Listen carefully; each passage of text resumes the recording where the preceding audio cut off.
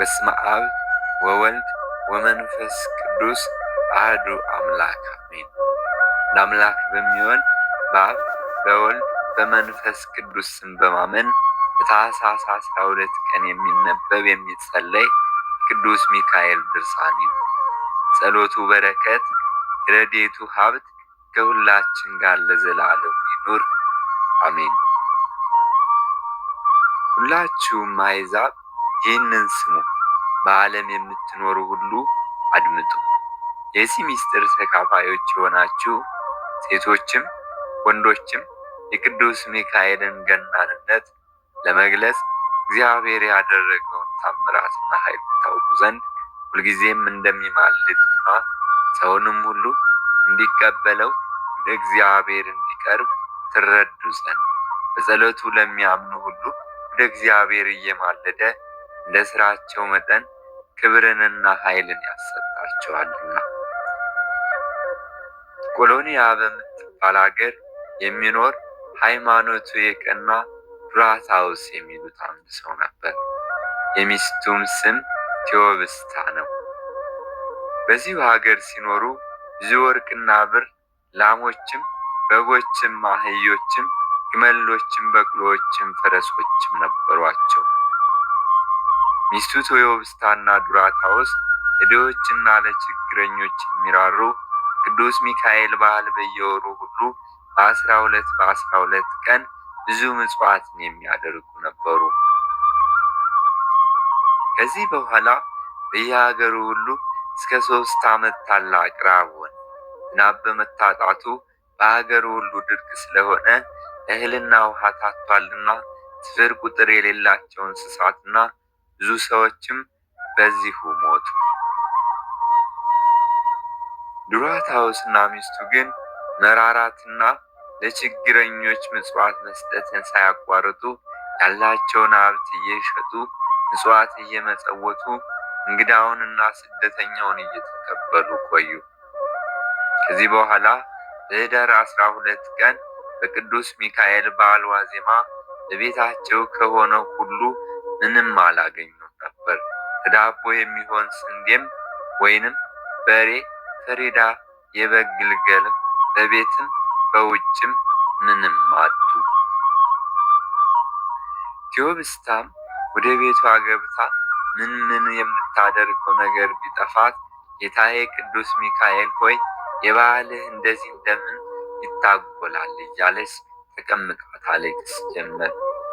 ባሏ ዱራታውስም ገብቶ ምን ያስለቅስሻል?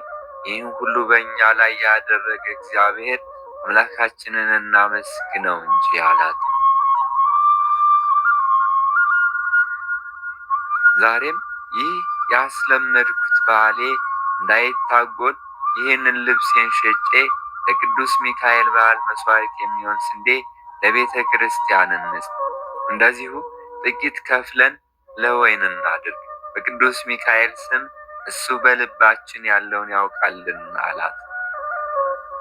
ሚስቱም ያንተን ልብስ ሸጠ የኔን ልብስ መተው እንዴት ብትጠላይ ነው? ሥጋህና ሥጋዬ አንድ አይደለምን? ቅዱስ ጳውሎስ ባልና ሚስት አንድ አካል ናቸው፣ እግዚአብሔር አንድ ያደረጋቸውን ሰው አይለያያቸውም ያለውን እንዴት ዘነጋህ አለችው። እሱም የወንድ ልብሱ ቢያረጅም ቢቀደድም አያሳፍረውም፣ ለሴት ግን አፍረት ነው። ያንቺን የጫንቃሽ ልብስ ለነገ ይቀመጥ፣ ለቅዱስ ሚካኤል በዓል እንድትጸልይበት አላት። እሷም መልሳ አሁንም ቅዱስ ጳውሎስ በክርስቶስ ዘንድ ወንድ ሴት በማለት የጾታ ልዩነት የለም አላለህምን? እንዲያው ምክንያት አታድርግ አለችው። እሱም እሺ አንቺ እንዳልሽው ይሁን፣ ዛሬ ልብሴን ወስጄ ለስንዴ ሸጥና ለቤተ ክርስቲያን ቄሰ ገበዝ እሰጣለሁ፣ ነገም ደግሞ የአንቺን ልብስ ወስጄ ለበግ መግዣ አውለዋለሁ አላት። በማግስቱም ጠዋት የሚስቱን ልብስ ይዞ ወደ አንድ ባለበግ ካለበት ተራራ ወጣና ያንን ባለበግ በ3 ብር የሚሸጥ በግ አለህን? አለ። አዎን አለኝ አለ። ዱራታውስም ለጊዜው አሁን የሚስቴን ልብስ መያዣ ሰጥሃለሁ።